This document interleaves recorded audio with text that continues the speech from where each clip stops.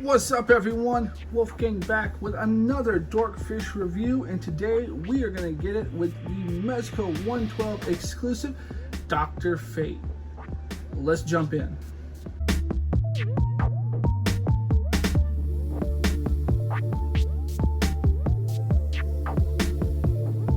Alright, and just a brief rundown of Dr. Fate. He was created in the 1940s. He was one of the earlier DC superheroes. His first comic being More Fun Comics. That was the name of the comic in which he premiered in. His original name, or at least the original version, was Kent Nelson. He was a physician and son of an archaeologist when he happened to find a tomb in the helmet.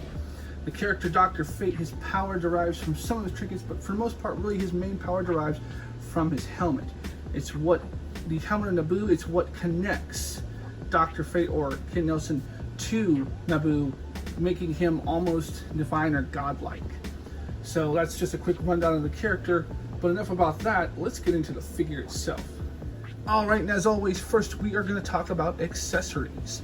Now, the first thing we're going to look at accessories is his hands. He has 1, 2, 3, 4, 5 pairs of hands.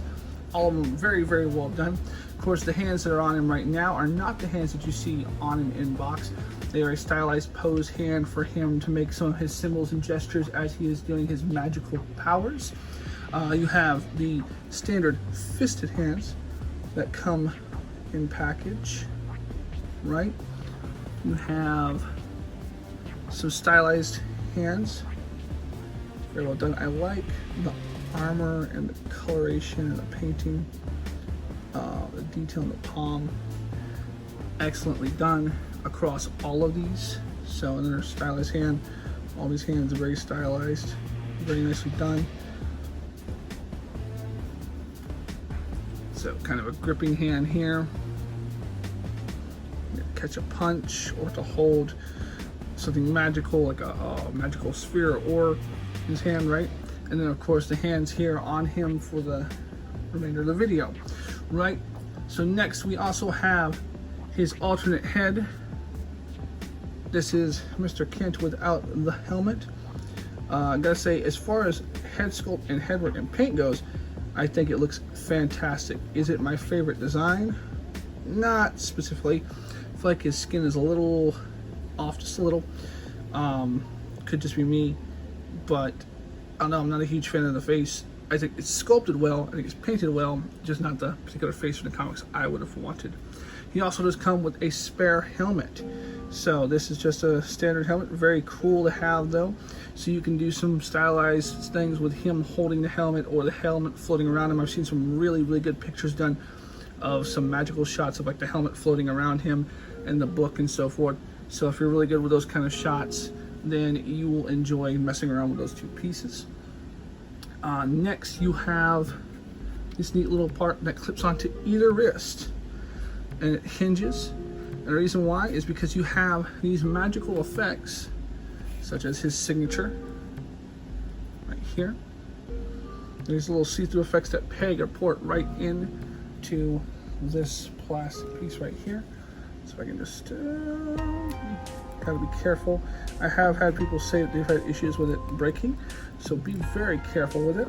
Let's see, this port's right in there, and then it will just hold on his wrists like such, right? And it's the same thing with the other power pieces you're going to see here.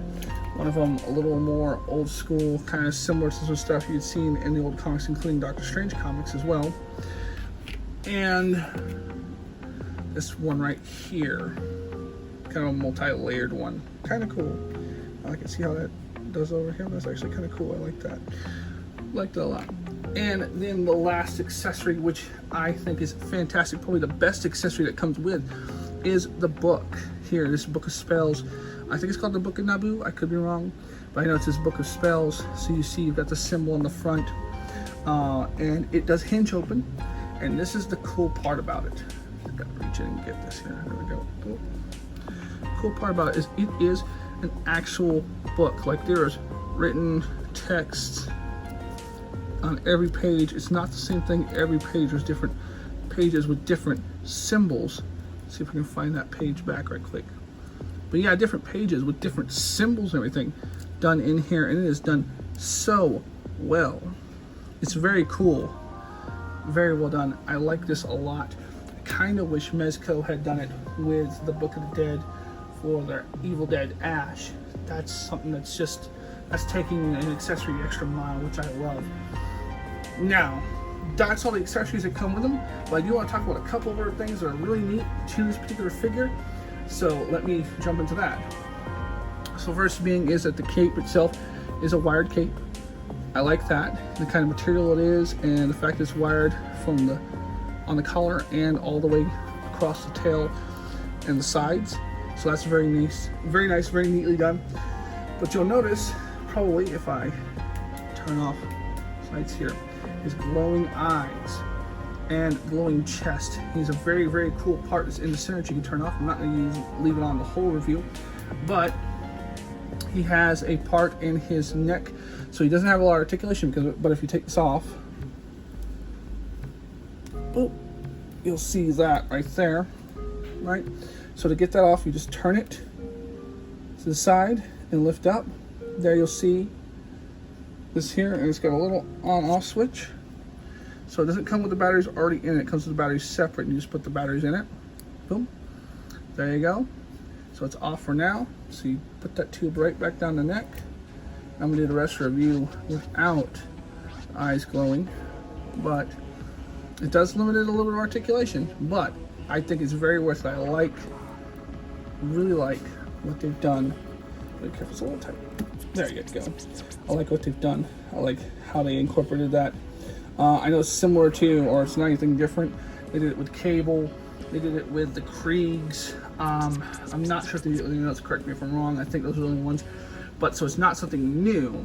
It's just the way they integrated it with this figure. I think it looks very well done. So I'm very happy with it. Obviously, you see all the lights and everything off on him now, which still looks good, even in a static without the lights off.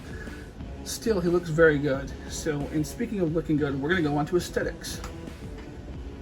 So aesthetically speaking, this figure is very, very, very appealing. He looks great. The suit is tailored fantastically, that beautiful bright royal blue. It's form-fitted. You get the kneecaps, you can see the musculature. I like that a lot. But then the accents of gold, the way they use the gold, even the plastic, even though the plastic and the fabrics don't match, the way they did it, it looks natural and right. The same way they did with the boots, the gauntlets, and so forth. If you look at them as you're moving it around, even the belt, it's different golds, it's different things to make it look like individual parts that come together. Even the bottom tread on the boot's pretty cool. But by doing that, it makes all of the different golds feel natural and right, so it doesn't look off at all, which I like a lot. So a lot of good detail, even around the back. I like the cape a lot. I mean, just very, very well done. In a lot of ways, a lot of respects, there's a lot of basic things about him, but that's okay. Matching the comics, I think it's very well done. And I think overall, they nailed it. This is probably, in my opinion, one of the best figures Mezco's put out, bar none. It's easily, within their DC figures, got to be in their top 5. If not, now, you know, top 3. I'm sorry. There's a lot of good figures they've done, but in their DC line, this is top of the line. And for it being released, it's one of the top figures of the year. I couldn't picture myself not having this figure. It is so well done. So that being said, we're gonna go ahead and jump into the next phase, which is articulation. All right, and for articulation, we are gonna go ahead and cover, as we already know with the head, he's not got a lot of range of motion because of the style head it is, so you really can only turn it. And he's got a little bit of pivot right there. That's really it for him. Not even a lot of torso articulation, which we'll show, but just getting into the arm. See if the arm can go up about that far. Not too bad.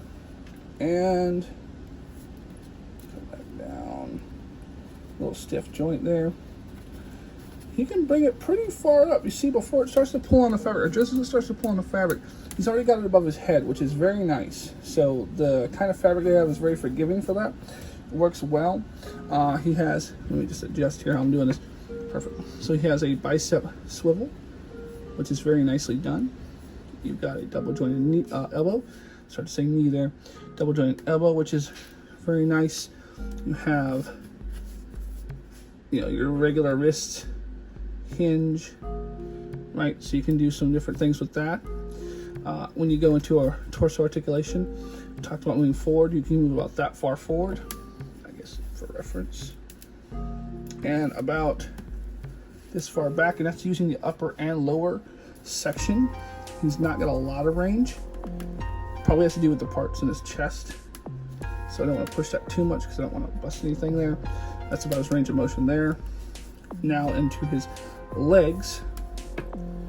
Kick fairly far forward, so you can kick all the way forward. Good leg motion, good range. He can kick out up that far, which is nice. He has his thigh swivel. So it doesn't mix up. Double jointed knee, which can pretty much so nearly kick his own butt.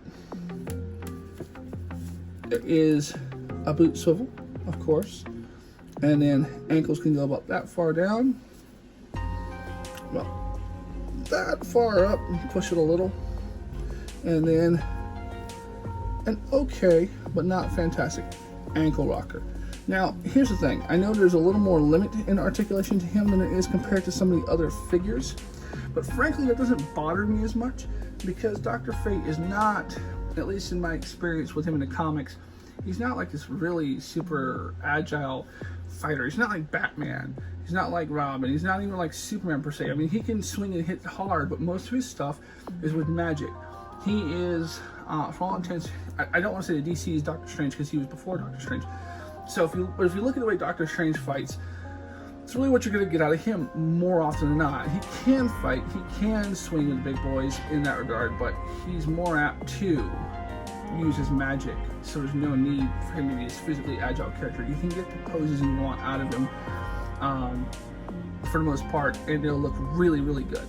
So in line with the character, I'm not super upset about the articulation. I'm okay with it. All right, and the last thing we're gonna do here is gonna be size comparison. So up first, we've got a Mezco Batman, as he is one of the Dark Leaguers of Justice League Dark. We're also gonna bring out some DCU classics. We have the Demon Etrigan, which I actually think that scales fairly well together. I'd love to see a Mezco Etrigan. I think that would be a fantastic figure. I got my Dead Man somewhere, but I got him put away, so I have to find him. I don't have Zatanna, but I also do have the Spectre. So I think size-wise, those are not super bad. Yeah, it just needs Zatanna, Dead Man. I don't think there's any other members, at least the ones that original I remember.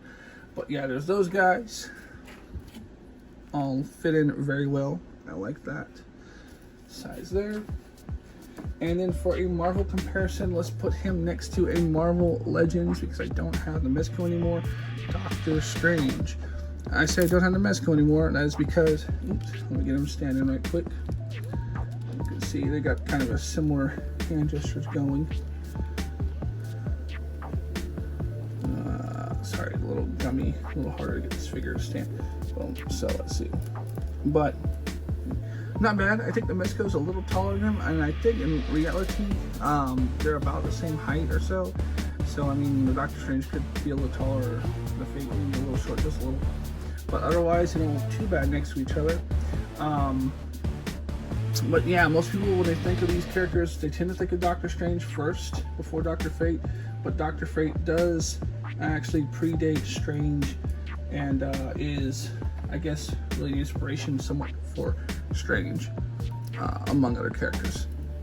But that being said, final thoughts. This is a fantastic figure, one of Mezco's best releases, so I am very happy to have it.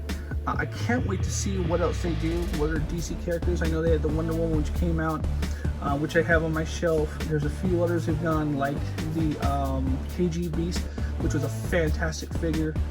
I know they got more stuff in store, so like the Constantine, I've got him on PO. I've got 2 of those bad boys coming in.